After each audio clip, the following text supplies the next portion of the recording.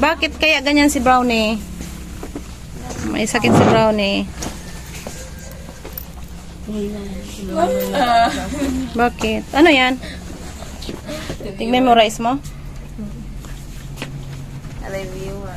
Reviewer. Ano ang periodical nyo? So, Thursday, tsaka Friday, tsaka yung vocabulary, di ko patapos. O, yung mga ginawa nyo kagabi. Ano nito? Tapos ka na lahat. Kala ko nakawala yung sa science.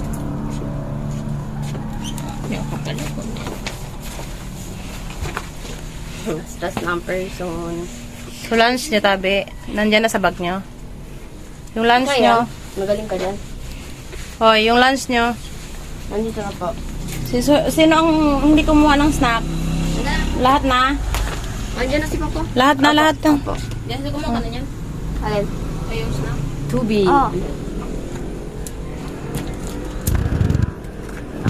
Dali na, go na kayo. Yung payong ko.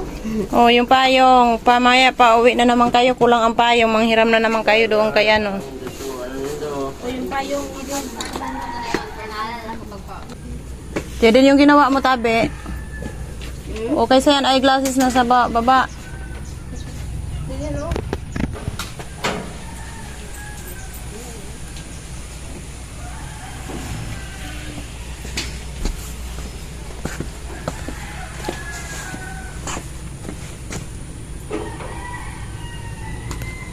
May recitation kayo or yung sa exam na yan? Summative? Oh. Pray for me. Pray for me. Akala mo na may sakit ka. Yeah, I will pray for you. May sakit yung sa utak.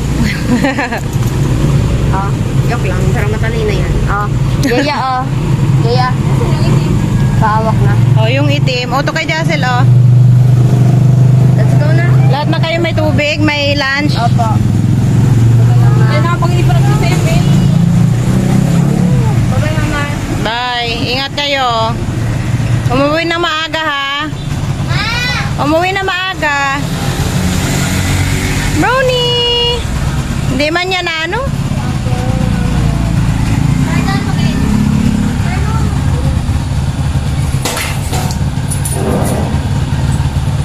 Bye! Sama si Brownie. Po. Ay na, iwan ang panali ni ate. Sama si Brownie. Naiwan ang panali ni ate. Brownie, huwag ka na sumama. Nangihina ka na nga. Magsama-sama ka pa.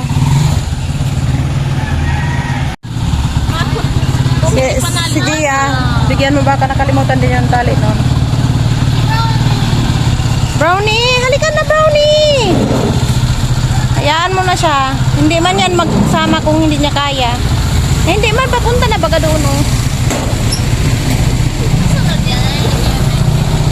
Hayaan mo na siya. Hindi kasi kumakain. Ewan ko sa asong yan. Bye! Bye! Hello mga inday, mga manoy. Mga nonoy, mga manoy, mga dudong. Natatawa sila. Kumusta kayo dyan? May nabanggi sa Indo. Ang oras ngayon ay 7:51 ng gabi. Naluluto pa lang kami ng ulam namin dahil kanina marami kaming ginawa. Nagtrabaho kami. Yan, yung mga anak ko busy sila para sa kanilang mga homeworks at mga projects dahil malapit na naman ang exam. Kaya marami na namang mga school projects. Yan, ipakita ko sila sa inyo. Ito yung isa, si Ate Jazz. Busy sa kanyang homework. Ayan si ate. Busy rin sa kanyang ginagawa. At nandito itong iba, yung dalawa. Ayan si ate Jayden. Ayan si Kolotsky. Si ate Gia. Yan, gumagawa sila ng kanilang mga school projects. Dahil malapit na sila mag-submit ng kanilang mga ginawa. Ayan yung aking muninang. Napatulog-tulog lang, walang ginagawa, kundi matulog at kumain, maghilamos. Ayan, busy maghilamos. Matutulog na daw kasi siya, kaya kailangan na maghilamos. Ayan.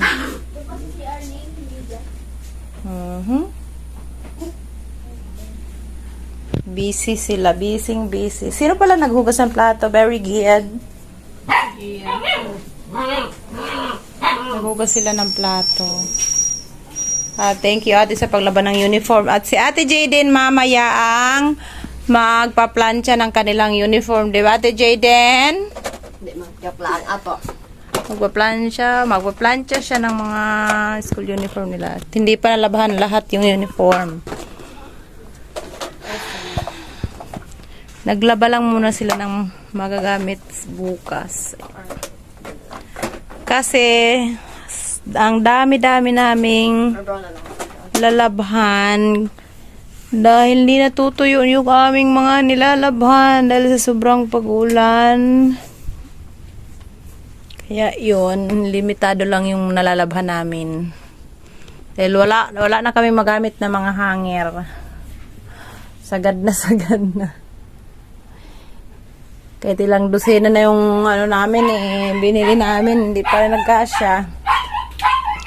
Ayan, si Tutoy, nag-iingay na naman. Nag-iingay na naman, punta natin si Tutoy.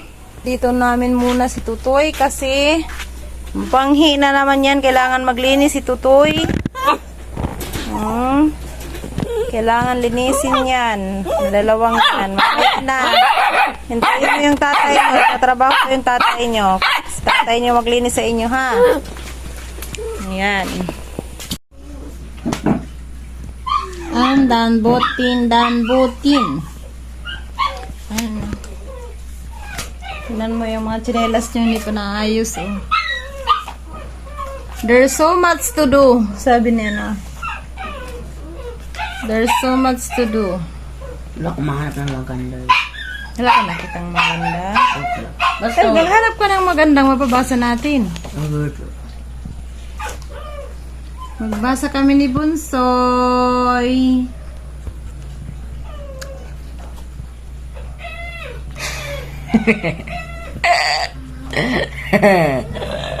Tapos na po kami kumain. Tapos papabasahin ko si Dodong, si Bunok. Bunok, pabasahin namin si Bunok. Practice magbasa si Bunok. Pinapahanap ko siya ng gusto niyang topic sa book. Kasi pag hindi niya naman gusto, ayaw niya naman magbasa. There's not much to do when all I can